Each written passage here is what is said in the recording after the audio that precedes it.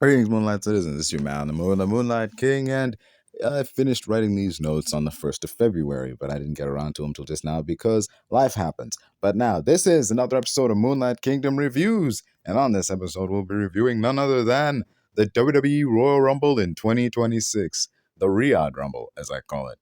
And here we go on this episode of Moonlight Kingdom Reviews in 3, 2, 1. Anywho, now we'll get into that one. Let's just dive right into it. Personally, I didn't have much in the way of hype in regards to the Royal Rumble this year. Given like last year left me kind of deflated. I'm gonna be honest with you. I didn't care.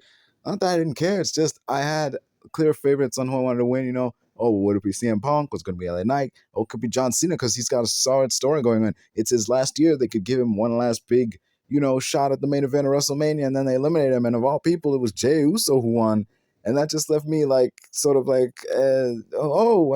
great for Jey Uso, but damn, man, John Cena almost had it. Like, what are they going to do now? I mean, it just left me kind of deflated, and the women's matches was, it was, I keep saying, man, but like, you already know what I thought about like last year's events because I already covered it in last year's video on WrestleMania, but this time it's the Royal Rumble. So this year's Rumble didn't leave me. It didn't. I wasn't.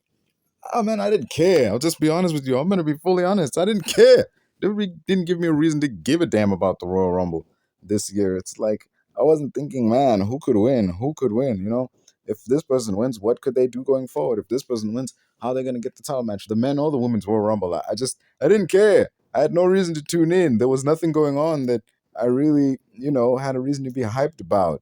It's just, I don't know, man. The Rumble this year just wasn't hitting like it used to. You know what I mean? I wasn't watching Raw and SmackDown every week to see how they were going to build to the pay-per-view. I watched them on and off because nowadays it just feels like, there's no real reason to watch every episode of Raw and SmackDown leading to the pay-per-view.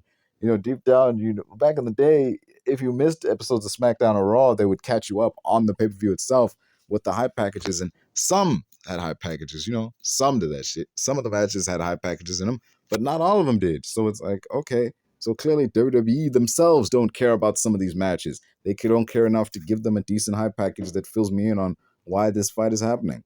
But yeah, also, in regards to pay-per-views, I absolutely detest the 5-match format. This is terrible, okay? This is a pay-per-view. A freaking pay-per-view should not have the same amount of episodes as an episode of TV. Okay, there should not be a 5-match thing. That works for NXT because those pay-per-views were like 3 hours. Yeah, you could have they were like 3 hours and that was it. And NXT was like an hour-long show. So okay, you want to have like a handful of matches on the pay-per-view? No, they were like two hours or something.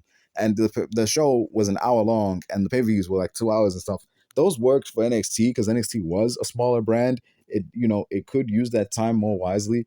But like, damn, doing that, using NXT tactics on Monday Night Raw, which on a pay-per-view that isn't just one show, it's 2 shows with Raw and SmackDown culminating their stories there. It doesn't work because some stories aren't going to culminate on the pay-per-view. They're going to culminate on the Raw or SmackDown before the pay-per-view. So you have episodes of TV that are building to episodes of TV instead of episodes of TV that are building to a pay-per-view. And the pay-per-view culminating the rivalry. You have the rivalry already culminated by the time the pay-per-view goes around. You are thus robbing the pay-per-view of reasons for people to tune in. Damn. That's another thing but I don't care about some of these, man. Like some of these pay-per-views, because it's just, why should I care about the pay-per-view when I know damn well some of the rivalries that I actually want to see where it ends are gonna end on Raw or SmackDown? It's stupid. I hate it. I don't care what the justification is. I don't like it. I don't think pay-per-view should have 5 matches, especially when it's a big pay-per-view like the Royal Rumble. There should be more than just 5 matches. Considering 2 of those matches are Royal Rumble matches, there shouldn't be 2 Royal Rumble matches and then 3 matches. If you must have a 5-match thing, have 2 Royal Rumble matches and 5 matches. Okay, make it 7 matches total. Especially if it's a big gimmick like that, like this, or maybe Hell in a Cell. You have the men's and the women's. Okay, no. With Hell in a Cell, don't do that. The men's and women's Hell in a Cell. Do Hell in a Cell if the match warrants it. Do it with like War Games. No, fuck War Games. I don't like War Games. Survivor Series. Do it with Survivor Series. Then you can have a men and women's, Survivor Series matches. Yeah, you can have 2 matches on the Survivor Series card, and the 5 matches. There should be 7 matches. Okay, that's a number I'm comfortable with. 7 matches. Okay, bare minimum 6. That's the least amount of matches that a pay-per-view should have. In my opinion, that is a pretty solid number to do on that. You have the 2 matches in the beginning, 2 in the middle, and 2 in the end. All right, you're not going to represent everybody with this bare minimum 6 matches, but you will get a lot more bang for your buck. The last 2 matches could be the world title matches, middle matches could be the tag matches, opening matches could be the women's matches. It could be something like that, something to that effect, or you can change it up or whatever. Just do something. Damn. Or you can split the pay-per-view right in the middle if you have 6 matches. The first 3 matches are for SmackDown. The next, the second set of 3 matches are for Raw. You could do something like that if you'd like to. But hey, it is what it is.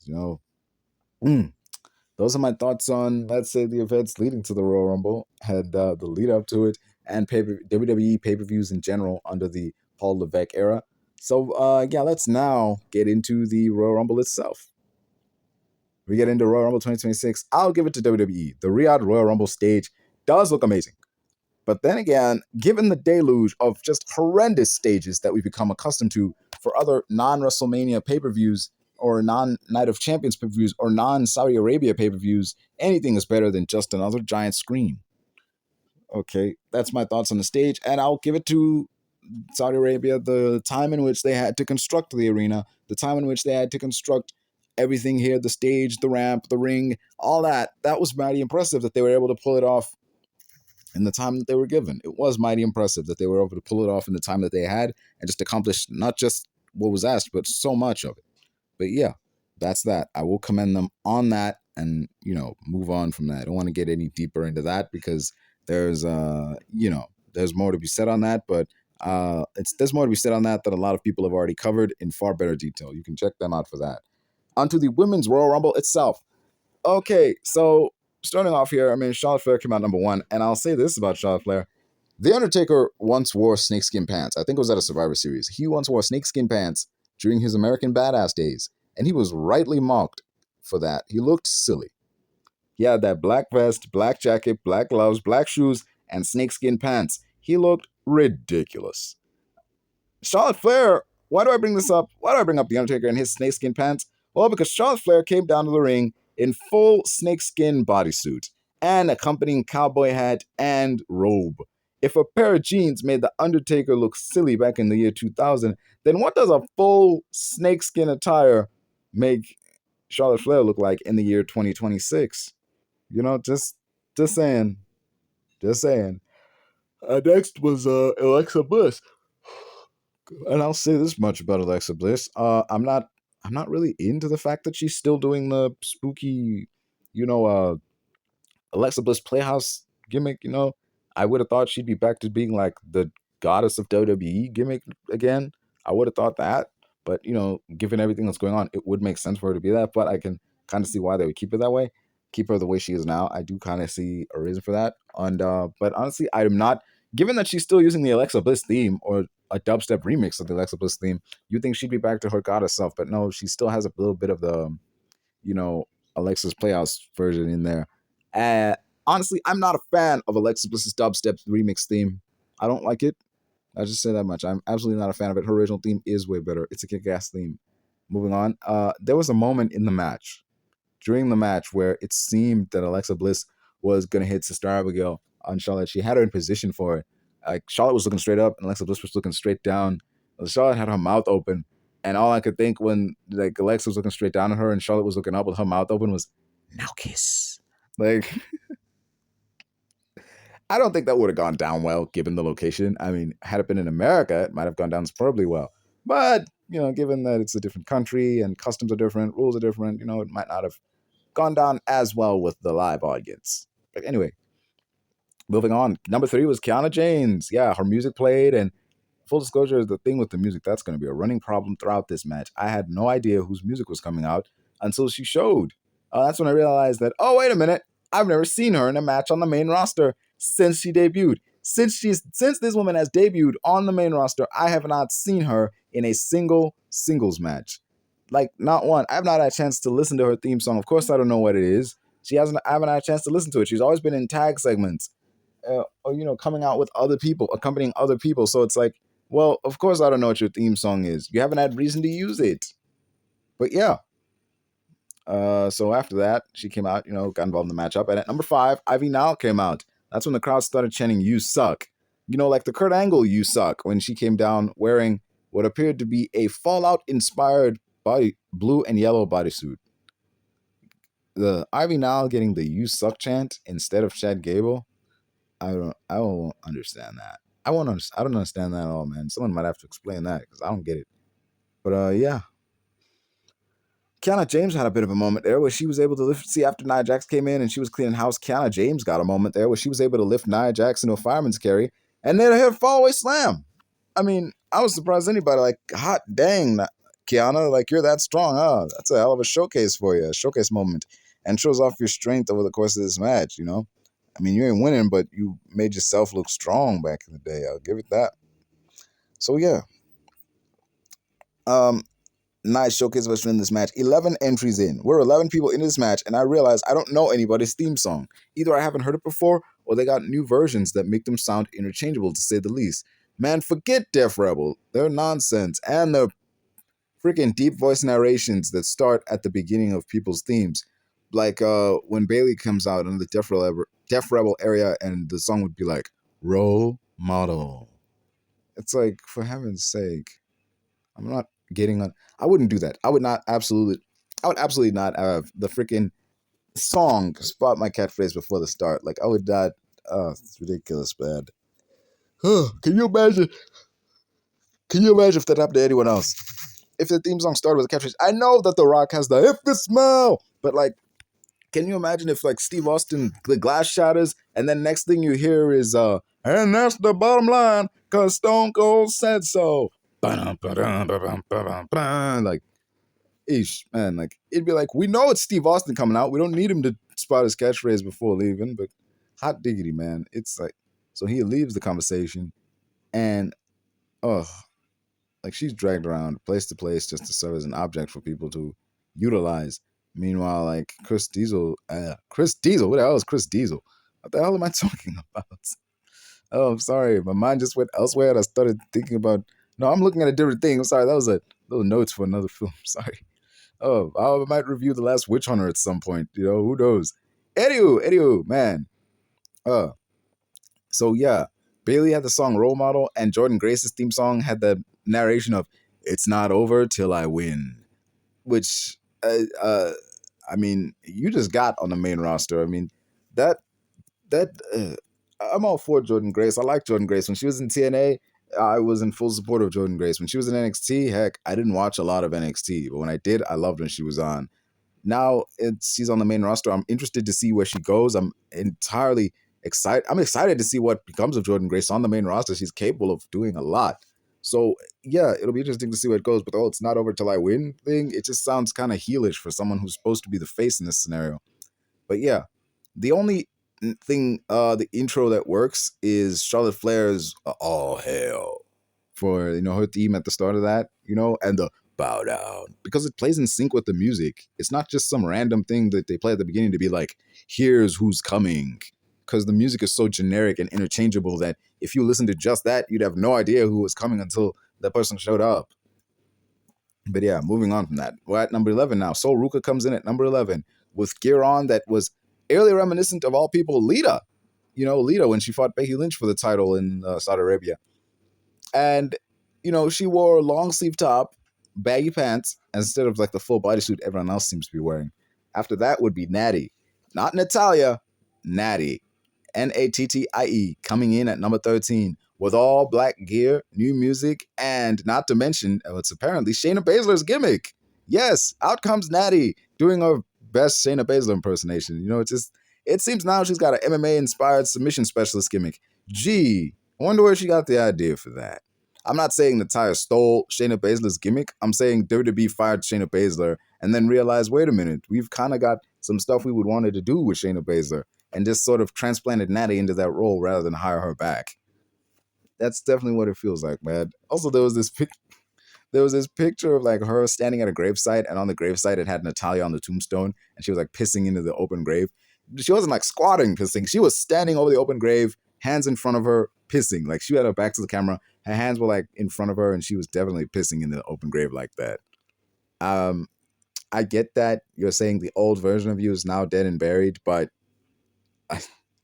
that pissing standing up in the open grave. That's wow. Okay. All right. That's I don't know what to say that one. Let's move on from there. Liv Morgan does this matchup. She does something. Oh yeah, Liv Morgan does 3 suplexes, and Barrett on commentary says it's in tribute to the greatest luchador, Dominic Mysterio. And he goes so far as to be like the greatest lover in the world. Trust me on that. I'm like, Wade Barrett, how do you know that? Wade Barrett, what are you talking about? Why would you, of all the things you could have said, what the heck are you talking about? Why would you say some stuff like that? Like, what the hell? But yeah.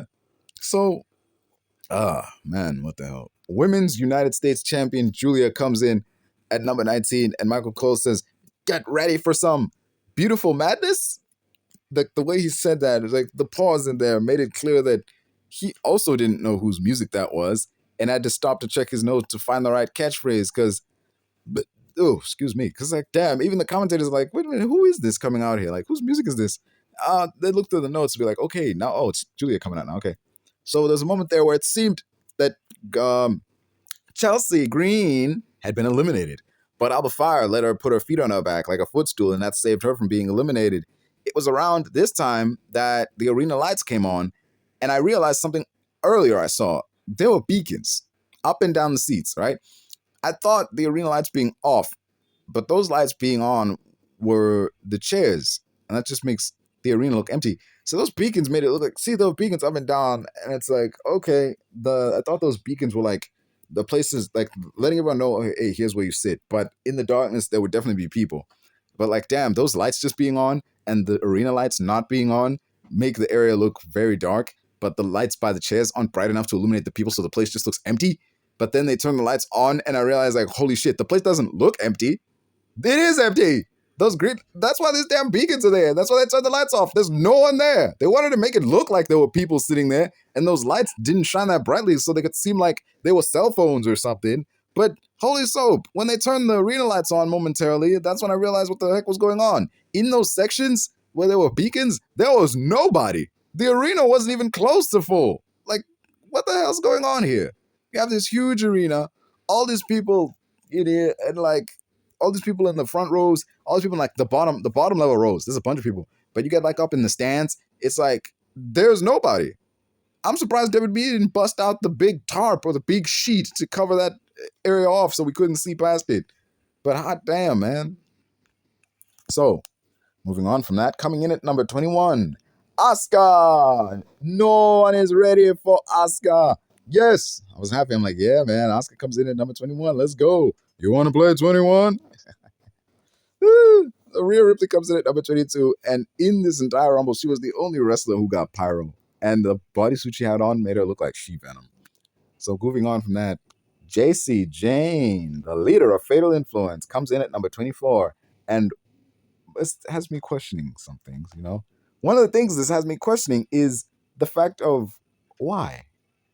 Why is the leader of Fatal Influence and NXT Women's Champion in the Royal Rumble? Like, one of the titles you can contend for if you win the Royal Rumble is the NXT title. So why is the NXT champion in the damn match? It's like when they had ECW champion Chavo Guerrero in the Royal Rumble. That right away lets you know, like, yeah, this ain't a third brand like we want you to think it is. NXT isn't an option for the winner of this Royal Rumble, so just get that idea out of your head. Also, this champ isn't winning either, because what would happen if they did? Do they vacate their NXT title? Like, what is good? What? Never mind, man. Never mind. Moving on from that, Nikki Bella comes in at number 25. You know, we can look, but we can't touch. In this all red attire and goes right after Liv Morgan. So the crowd cheers crazy. So I guess she's a face now? Despite the fact that last time she was there, she was a heel, and for most of her career, she was a heel. I guess she's a face now on account of the fact that she's going after another heel in Liv Morgan. So, okay, onward from that. Kairi Sane comes in at number 28. This is her fifth Rumble. Immediately, she goes after Io Sky, and her and Asuka work together to until she accidentally eliminates her, and that causes Asuka to yell, Kairi! Like, she's pissed off at the bottom of the, like, she got tossed out, and she's like sitting there. Kairi's in the ring like, oh my goodness, oh my God, I didn't mean that. That was an accident. And not really. Asuka's just looking at her like, I don't know, like it's like when you get out of there, oh, it's on. But yeah, not before shortly getting eliminated herself. But yeah. Number 29 is none other than Brimo, complete with the Brimo theme as she runs down and the crowd starts chanting, yes, yes, yes. Before she then does the yes kicks to Raquel Rodriguez. Commentary doesn't say who she's paying homage to doing that, but they do mention these are now called the Mrs. Famous It Kicks. Tiffany Stratton at number 30, coming back from an injury that she got thanks to Jade Cargill. After she's in, she squares off against her old enemy, Charlotte Flair, before getting jumped by Raquel and Liv Morgan.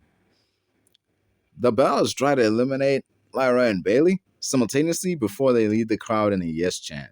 Oh no, they do! The Bellas eliminate Lyra and Bayley simultaneously before they begin to lead the crowd in a big yes chant. And now, after that, Sol Ruka is able to hit the Soul Snatcher in such smooth, fancy way on JC Jane before throwing her out after JC threw out Kaylani Jordan.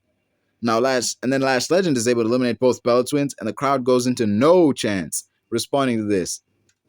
Lash Legend manages to also eliminate Charlotte Flair, who'd spent, up until this point, 59 minutes.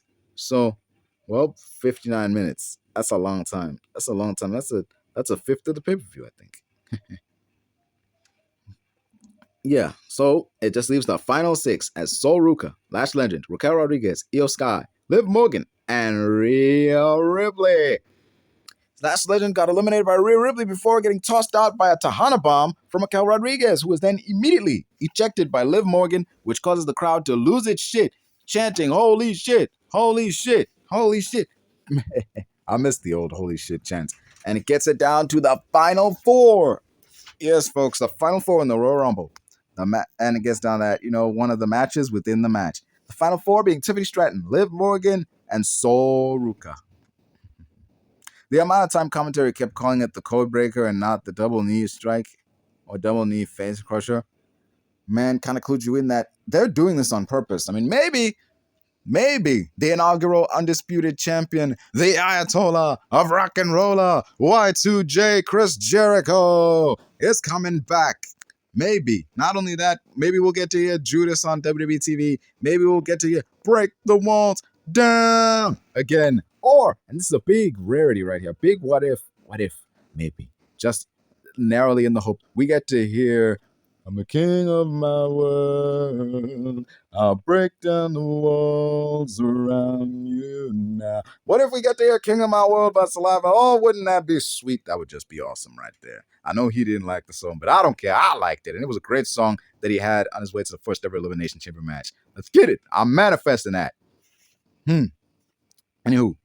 So, they're calling it the code breaker, not the double knee face breaker. Had me thinking Jericho might be coming back. But after hitting that, Liv Morgan quickly eliminates Timothy Stratton. What the hell? Who's that guy? Tiffany got a brother we don't know about. Liv Morgan quickly eliminates Tiffany Stratton and Sol Ruka to become your 2026 Women's Royal Rumble winner. And she's won. She's going to WrestleMania to challenge for a title of her choosing. Yeah, that's right, folks. A women's title of her choosing, but none other than Liv Morgan. There was a moment where Liv was on the turnbuckle pointing at the sign, but she put her arm down before the power went off. And as it started, and right when it started, you could see the ref pointing straight up, and it's a reminder no, point at the sign, I didn't hate the results. It's a good choice if they tell the story right. Liv Morgan is a solid choice and definitely a main event level talent. She could definitely, not main event WrestleMania because it doesn't seem like that's the route they're going to go for this one. She could definitely main event a pay-per-view. If a women's match had to main event the pay-per-view, a match featuring Liv Morgan could definitely make for a good pay-per-view main event. So having her in a role to potentially do that and be that main event caliber talent, giving her this Royal Rumble win and adding her to the long list of women's Royal Rumble winners definitely was a good choice. I don't hate it. So yeah, 6.7 out of 10. Initially, I wanted 6.6, but let's give it a 6.7. My enjoyment upon revisiting it was, I wasn't busy taking notes. I was generally taking in all the different things now. Had the opportunity I didn't get in the beginning. So yeah, that's my thoughts on that. There were none of the usual legends in this year's Rumble. No Kelly or any TNA knockouts, but it had some decent moments to it. Moving on to AJ Styles versus Gunther. So Styles versus Gunther with Styles' career on the line was next. Their feud happened because Gunther retired Cena. And then he said that John Cena tapped out like a little butch for 2 weeks. And Styles went after him to defend Cena's honor. And because he felt that Gunther had no respect, they fought on Raw, but Gunther was able to sneak his way to a win. Yeah, that was it. So they fought on Raw. Gunther was able to sneak his way to a win, and AJ wanted a rematch. And Gunther said, all right, you can fight me in a rematch, but I want something on the line. You got to put it all on the line. You got to put your career on the line if you really fight that much. It means that much to you. Okay? The international WWE fans over in Riyadh really love AJ. Not in Riyadh, but international fans in general love AJ Styles. You know, they in France, or whether it's France or Riyadh, they go crazy loud when he's out there, and they were up and active for him during this match. So yeah, the crowd went into like, you don't understand, like the crowd, ooh, they really love this guy.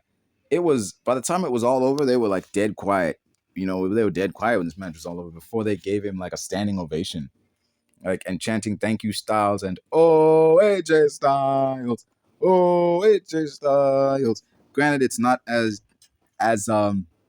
attention grabbing or inspiring like in the France with the every month phenomenon, la la la la la la la. I love that shit. That shit was funny to watch because they were so active, so just, you know, up in arms and cheering for this dude that the camera shook, you know.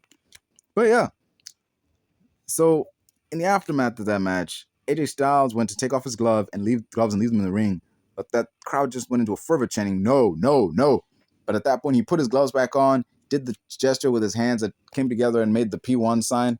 And it let the crowd know that although he's calling it a day on his career in the WWE, he's not retired just yet. You know, he may be retiring from in-ring action in WWE, but he is not like retired from wrestling, period. So could be a Tommaso Ciampa situation where, you know, we see him popping up in AEW, or it could be like a Daria Benito,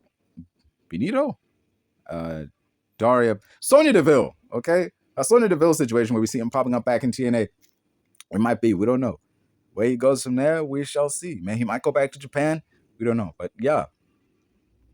So he's definitely calling it a day on his career in WWE. And, you know, he did the click gesture too. So, hey, maybe we'll see him in AEW and he'll mix it up with the Young Bucks. Maybe, we don't know. Okay. So, yeah, that was the match between AJ Styles and Gunther. I'm not going to talk about the match itself, but I'll just say, like, if this really was the last match of AJ Styles, the weeks leading up to it were definitely good. You know, he had that match with Shinsuke Nakamura, and he had a series of matches leading up to it that were like, hey man, if what comes at the pay-per-view turns out to be the end for you, then I'm glad you at least got to have, you know, one more match with Nakamura and a bunch of matches with like previous opponents so that you could get to say you went out the way you'd wanted to go out, as opposed to having to go out due to injury or your match quality started to slip, so you chose to call it a day before it got any worse. You know, that I commend on the AJ Styles' choice to call it a day in WWE. He had a hell of a career too. It wasn't like, you know, a situation where it was like, man, he really should have won this title, or man, I'm bummed he never got to face this dude. You know, he got to accomplish a lot during his time in WWE. There were situations and periods where I feel like he could have been used better.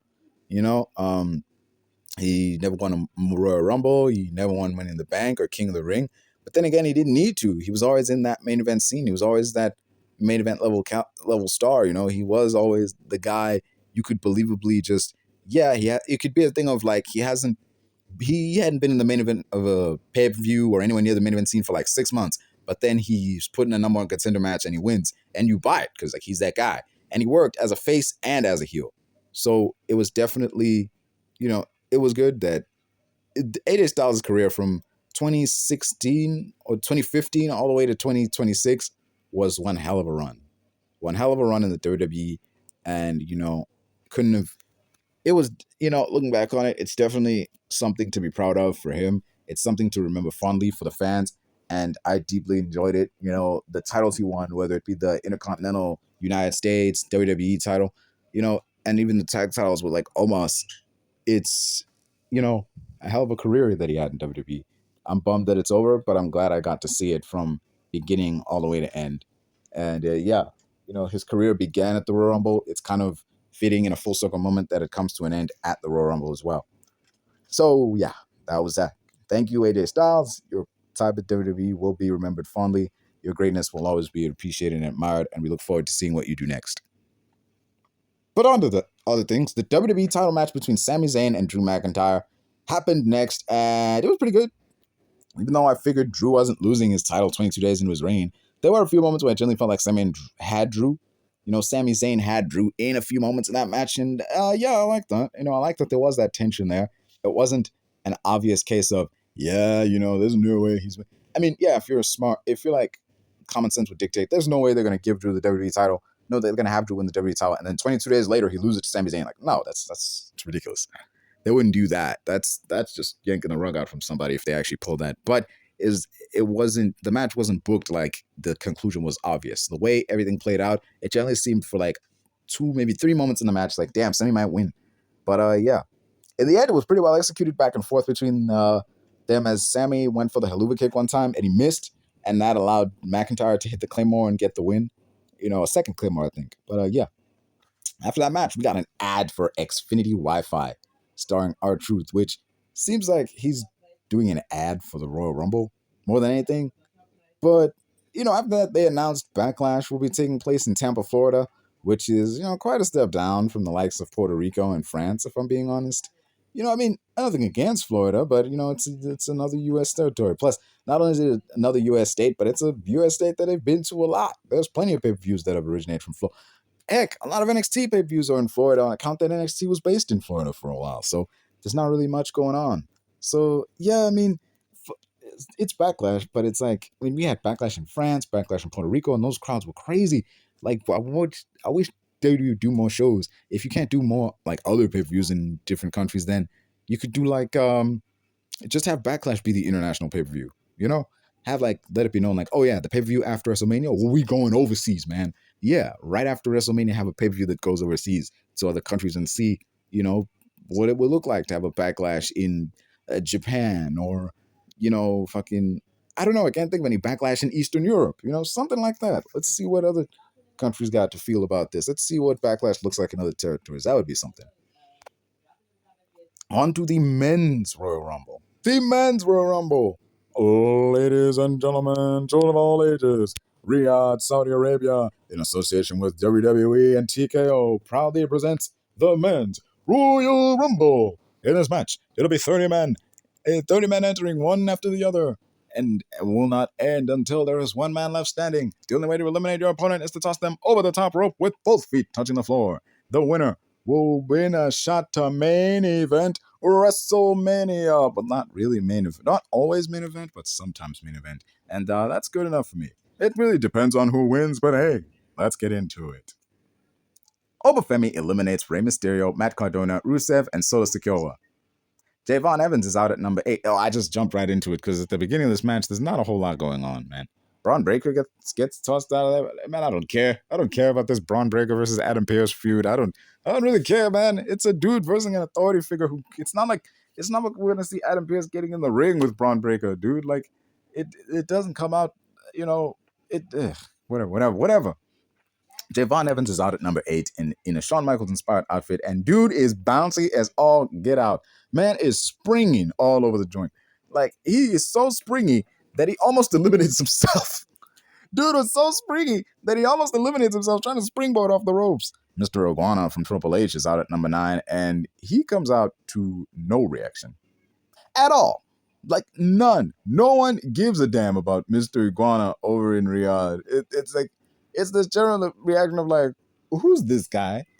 Because in AAA, huge reaction. In the US, hey, big reaction too, because fans of that, fans in America love kooky gimmicks, and some of them watch AAA and are familiar with his stuff. And not only that, but they're probably aware of him from social media, if not AAA. Over in Riyadh, I doubt they have access to AAA wrestling.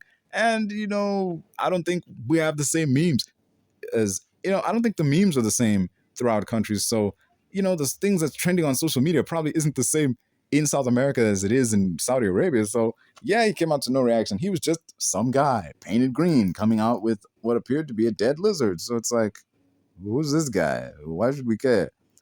Anywho, yeah. He does have a funny moment where he and his pet iguana get double choke slammed by Damian Priest, and he gets tossed out of there. But hey, it is, at least he got that moment. At least he got that little funny moment in the Rumble before he got tossed out. So Cody Rhodes comes in at number 11 and he gets power for his entrance. And the crowd even sings his theme, complete with the whoa. So yeah.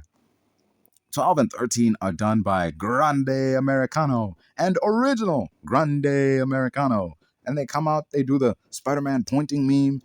I kind of wanted them to do the Doink the Clown mirror spot. But like, nah, that wasn't to be.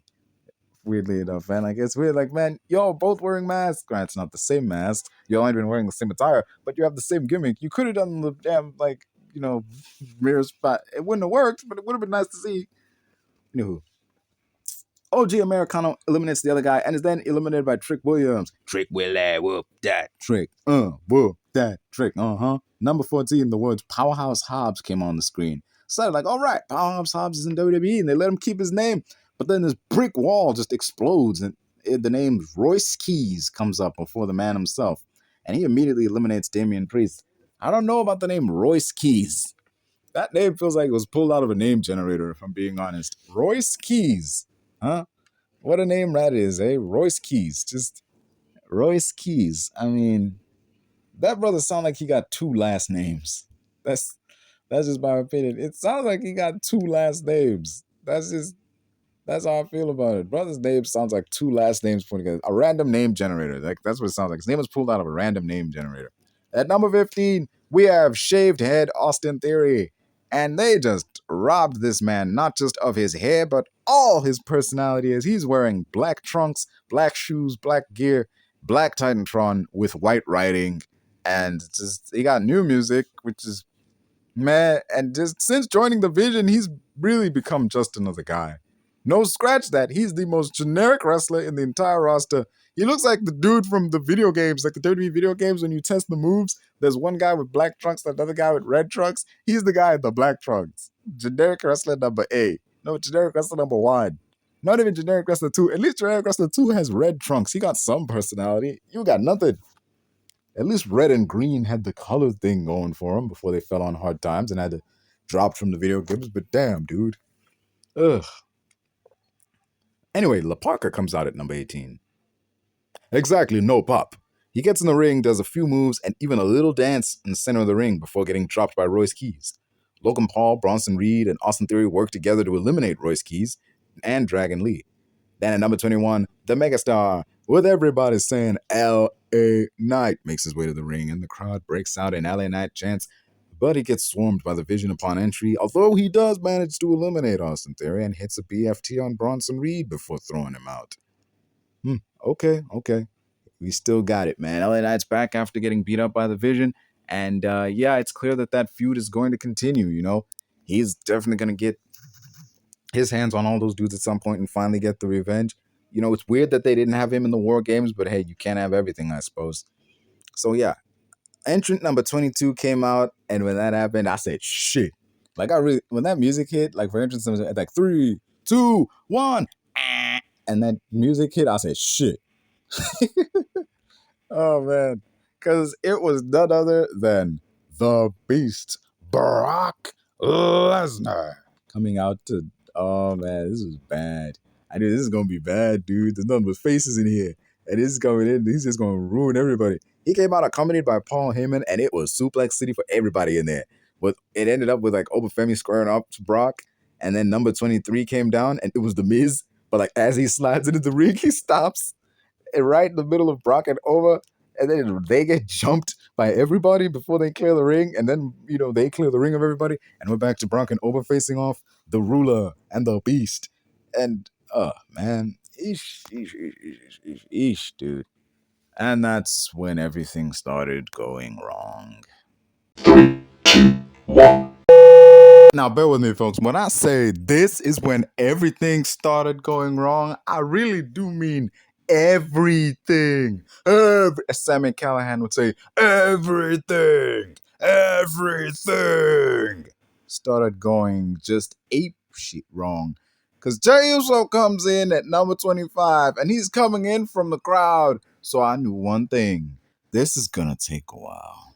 This entrance is going to take a while, and it did. This entrance was so long that while he was coming down from the rafters, Logan Paul got suplexed by Brock Lesnar. LA Knight and Rhodes eliminated Brock, but then the moment Jay got in the ring, he told the sound guy to run it back. Okay, let me just say that back again. Before I get to that, let me just run back what happened. Logan Paul got suplexed by Brock.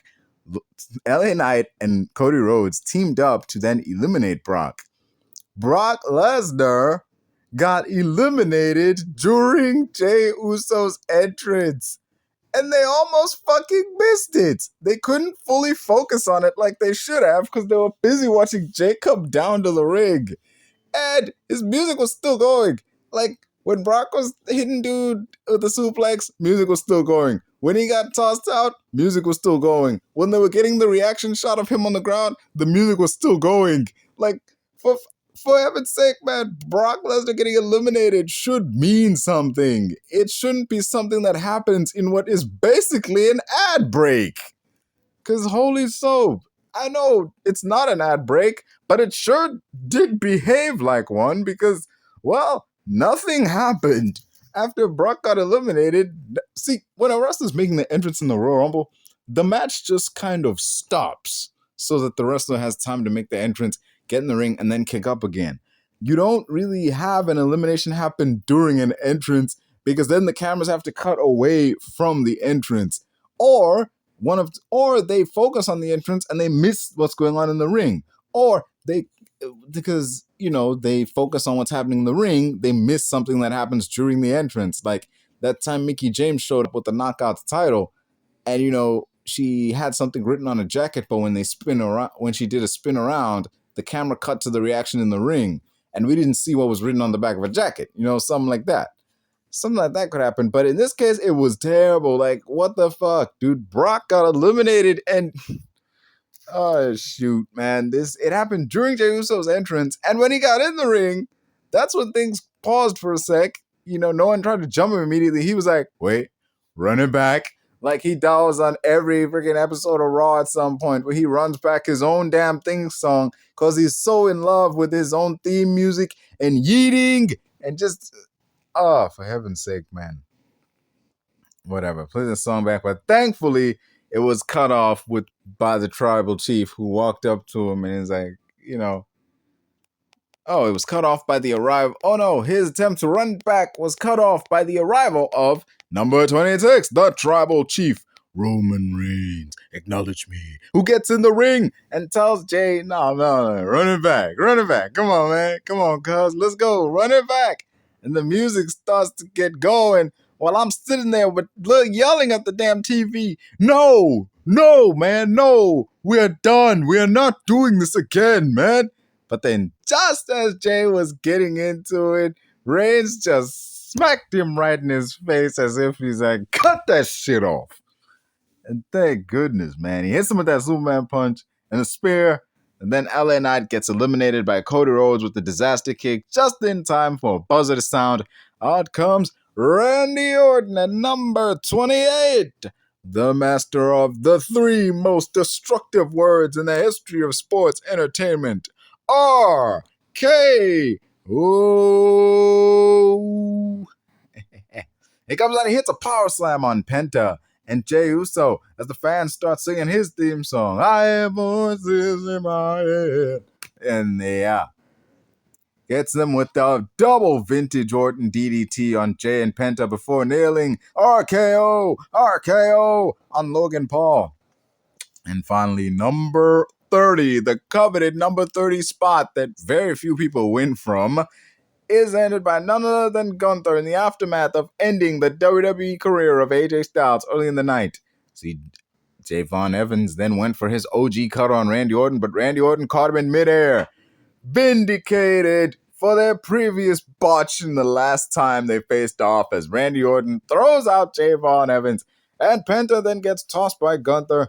Cody Rhodes gets eliminated by Drew McIntyre interfering, which then distracts Jacob Fatu enough for him to get eliminated by Roman Reigns, who then eliminates Jey Uso, leaving the final 4 to be Logan Paul, Gunther, Randy Orton, and Roman Reigns. But Logan Paul gets eliminated by Reigns. Orton hits an RKO on him, and Gunther tosses out Orton, making the final 2 Roman Reigns and Gunther. with Gunther going for the sleeper hold, but Roman's able to break out of it, hit the spear, toss Gunther out of the ring to win his second Royal Rumble.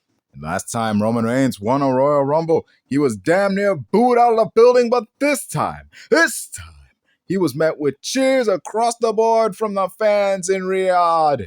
The Tribal Chief Roman Reigns, victorious at the Royal Rumble, and now gets to choose whose title he goes after at WrestleMania.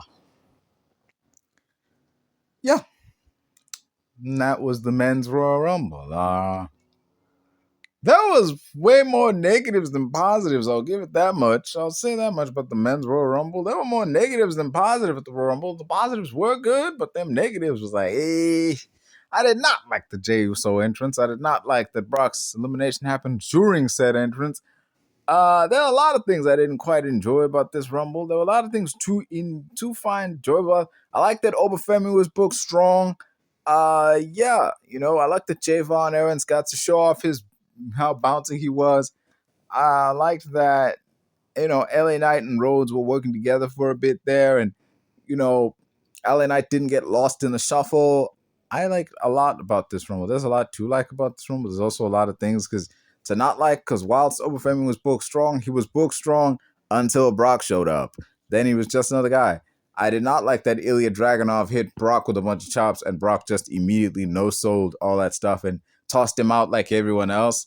Did not like the fact that Gunther showed up and Brock was already gone. It's, the Royal Rumble is usually, by that point, a place where you can see what matches WWE is setting up for WrestleMania, and I never really got that vibe from this. We got Drew McIntyre interfering to cost Cody Rhodes, but that doesn't seem to be a match they're setting up for WrestleMania by what it looks like now. We got so far there, from what I've seen, I heard rumblings that in the aftermath of the Royal Rumble, maybe WWE was going for Brock Lesnar versus Obafemi, which I don't really, I'm not sure about that, because I think, the smart money would be on Brock Lesnar versus Gunther. But then again, Gunther's on this career killer strain of doing things right now. So maybe they're saving that for when they say, okay, it's time to wrap up Brock's career. Maybe now at that point, they'll be like, okay, now we do Brock versus Gunther. But, it's hard to tell. Javon Evans looked good. Obafemi looked good. A lot of people came out of that with some shine on them. A lot of people didn't come out looking. Man, Jey Uso, I feel like they're trying to make us not like Jey Uso now. You'd have to be doing this on purpose. You have to know how people feel about this by now. I feel like they're trying to make us not like Jey Uso. Thing is, I don't want to hate Jey Uso. I think he's actually okay. It's just last year was too much too soon. That's all I got to say on that. Was too much too soon. And now it's now that they're trying to backpedal and they're putting him in the tag division with his brother, and they're just putting him in situations where he could be in the main event was not the move. Because whenever they put him in a situation where he could contend for a title, it always got some kind of negative response, especially after he lost his world title. So it's maybe putting him in the tag division for a while with Jimmy is absolutely the right, way to go. It'll put some spotlight on the tag division and, get the reunification of the Usos added to that division, which really should heighten that even more. There's so much, having Jey Uso in that division could benefit the company with, as opposed to having him be his own dude. Because, personally, I think Jey Uso as a main event guy wasn't a mistake. The mistake was doing it when you did it. It was too soon. That was my point. He should have had a little more time with the IC belt, a little more time in the mid card, and then once that's done and he's established in the mid card, he's got a solid moveset behind him. Because he is, when he's not doing yeet or 4 letters, 1 word, when he ain't doing that, he can cut good promos. But the problem is with Jey Uso, when he tries to cut a serious promos, all anyone does in the crowd is yeet. So it just tramples on all the good work he's done. They've messed up. it's too good. They gave this dude a catchphrase. The catchphrase was it took off, and now it's taken off more than they like beyond their control. It's right up there with the Steve Austin "What" chant, except it's not as infectious. It doesn't apply in as many situations. It only works in situations where Jey Uso is involved. So like, yeah, but now it's kind of screwed him over in that way because he can't be serious now. Like he can be serious, but he can't be as serious as he would have been as he was before. Like in early 2020 when he was beefing with Roman Reigns, he can't be that level of serious again without the crowd yelling "yeet" every time there's a pause in the sentence. Or, like, yeah, as long as he's got that theme song, as long as he's got that entrance, he's gonna be he has to be happy-go-lucky. He's got to be that guy. He can't ever be I'ma get him Jey Uso the same way he was before. Yeah, that's my thoughts on it all. For Jey Uso being in the Rumble and the sins of I'm glad that he didn't win. It just, Roman Reigns winning, however, it's a good choice. It's a good choice to have Roman Reigns. Of all people you could add, Roman Reigns is definitely a solid choice to go with in terms of like who you want when you want somebody to main event a WrestleMania, because the tribal chief Roman Reigns is still going strong all these years later. He's still got a lot of mileage to him, and seeing him, tribal chief Roman Reigns, chasing a title, we've never seen that. We've never really gotten to see that, because when he won his first Universal title, he sort of just showed up, signed a contract, and boom, he won it. That was that.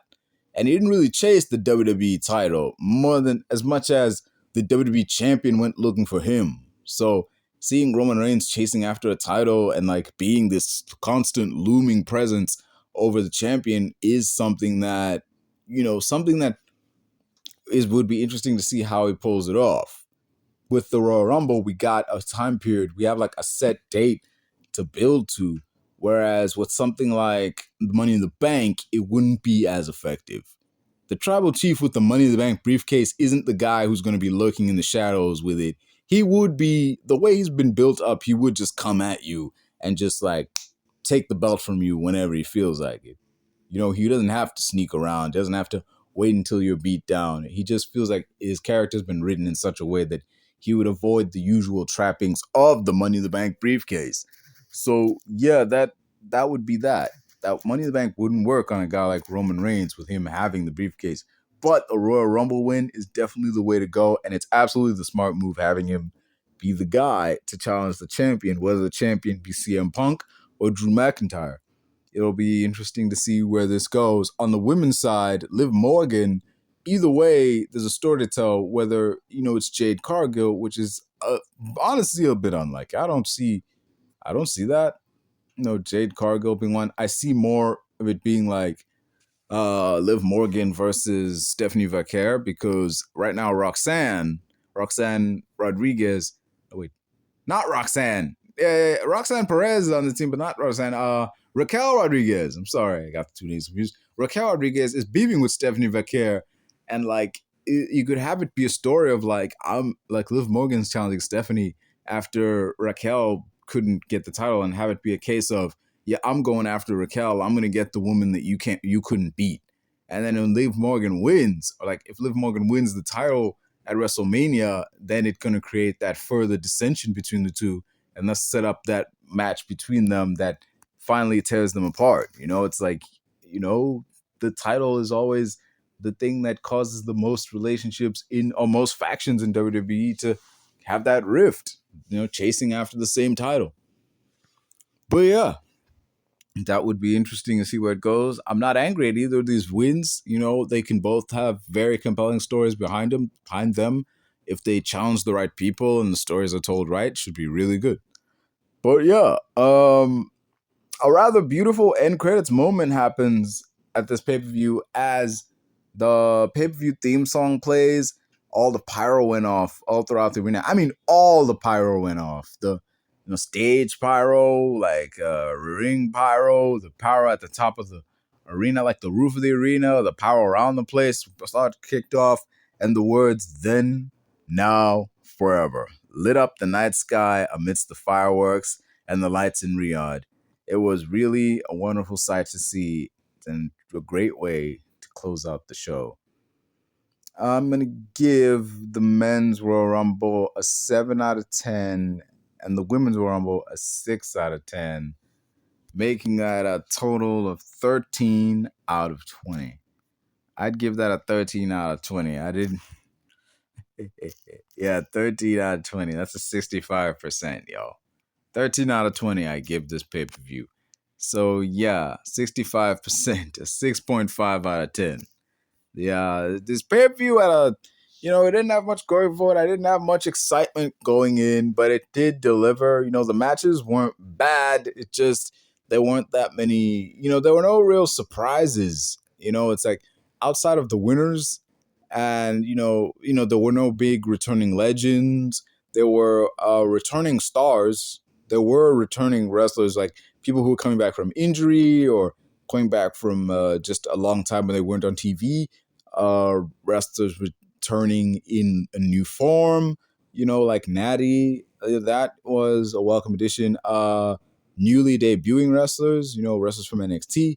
That's always welcome to see NXT wrestlers in the Royal Rumble. I just feel like it should be divided more evenly. Like in case of like 30% Rumble, it should be 10 people from Raw, 10 people from SmackDown. Let's say 7 from NXT and 3 legends. You could break it down like that. You could break it down that way if you really wanted to. 10 from Raw, 10 from SmackDown, 7 NXT, 3 legends. You could do that, and every year, instead of having like 5 legends come in and you have to like reuse the same legends, you could have 3 legends and have enough legends that it's like, oh, what a welcome surprise, but also not so many legends that it's like next year you like, okay, who do we bring back that we haven't used or something like that. It's a good way. I think that's how you could lay out a Royal Rumble, and the fact that it's not how they're doing it. Hey, it is what it is. If it ain't broke, don't fix it. But yeah, this Royal Rumble was what it was, and it'll be interesting to see what paths they go under on the road to Elimination Chamber and culminating at this year's WrestleMania in Vegas. So yeah. That was another episode of Moonlight Kingdom Reviews, and I reviewed the Royal Rumble 2026. Don't forget to like, share, subscribe, all them nice things. I've been your host, the Moonlight King. I'm out of here, y'all. Remember, folks, we are who we are. No point arguing with ourselves or anyone else about it. Yeah.